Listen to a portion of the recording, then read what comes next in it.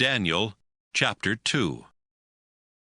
During the second year that Nebuchadnezzar was king, he had such horrible nightmares that he could not sleep. So he called in his counselors, advisers, magicians, and wise men, and said, I am disturbed by a dream that I don't understand, and I want you to explain it. They answered in Aramaic, Your Majesty, we hope you live forever. We are your servants. Please tell us your dream, and we will explain what it means. But the king replied, No, I have made up my mind. If you don't tell me both the dream and its meaning, you will be chopped to pieces, and your houses will be torn down. However, if you do tell me both the dream and its meaning, you will be greatly rewarded and highly honored. Now, tell me the dream and explain what it means. Your Majesty, they said, if you will only tell us your dream, we will interpret it for you. The king replied, You're just stalling for time, because you know what's going to happen if you don't come up with the answer. You've decided to make up a bunch of lies, hoping I might change my mind. Now tell me the dream, and that will prove that you can interpret it. His advisers explained, Your Majesty, you are demanding the impossible. No king, not even the most famous and powerful, has ever ordered his advisers, magicians, or wise men to do such a thing. It can't be done, except by the gods, and they don't live here on earth. This made the king so angry that he gave orders for every wise man in Babylonia to be put to death, including Daniel and his 3 friends. Arioch was the king's official in charge of putting the wise men to death.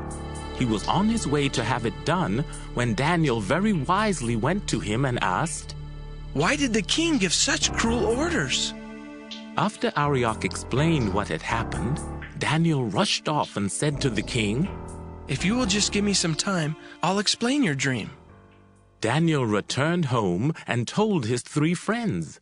Then he said, Pray that the God who rules from heaven will be merciful and explain this mystery so that we and the others won't be put to death.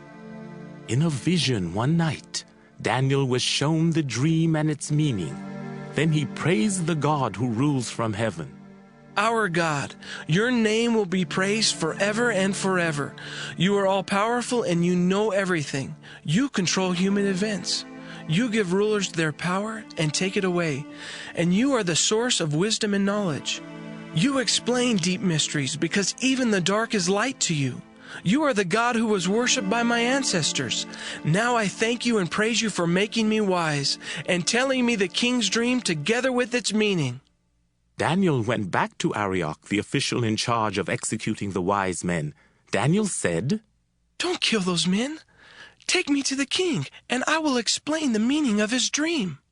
Arioch rushed Daniel to the king and announced, Your Majesty, I have found out that one of the men brought here from Judah can explain your dream. The king asked Daniel, Can you tell me my dream and what it means? Daniel answered, Your Majesty, not even the smartest person in all the world can do what you are demanding. But the God who rules from heaven can explain mysteries. And while you were sleeping, he showed you what will happen in the future. However, you must realize that these mysteries weren't explained to me because I'm smarter than everyone else. Instead, it was done so that you would understand what you have seen. Your Majesty, what you saw standing in front of you was a huge and terrifying statue, shining brightly. Its head was made of gold, its chest and arms were silver, and from its waist down to its knees it was bronze. From there to its ankles it was iron, and its feet were a mixture of iron and clay. As you watched, a stone was cut from a mountain, but not by human hands. The stone struck the feet, completely shattering the iron and clay. Then the iron, the clay, the bronze, the silver, and the gold were crushed and blown away without a trace, like husks of wheat at threshing time. But the stone became a tremendous mountain that covered the entire earth. That was the dream, And now I'll tell you what it means. Your Majesty, you are the greatest of kings, and God has highly honored you with power over all humans, animals, and birds. You are the head of gold. After you are gone, another kingdom will rule, but it won't be as strong. Then it will be followed by a kingdom of bronze that will rule the whole world. Next, a kingdom of iron will come to power, crushing and shattering everything. This fourth kingdom will be divided. It will be both strong and brittle, just as you saw that the feet and toes were a mixture of iron and clay. This kingdom will be the result of a marriage between kingdoms, but it will crumble, just as iron and clay don't stick together. During the time of those kings, the God who rules from heaven will set up an eternal kingdom that will never fall.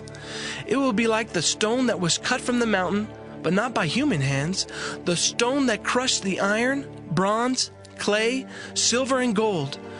Your Majesty, in your dream, the great God has told you what is going to happen, and you can trust this interpretation. King Nebuchadnezzar bowed low to the ground and worshipped Daniel. Then he gave orders for incense to be burned and a sacrifice of grain to be offered in honor of Daniel. The king said, Now I know that your God is above all other gods and kings, because he gave you the power to explain this mystery. The king then presented Daniel with a lot of gifts. He promoted him to governor of Babylon province and put him in charge of the other wise men.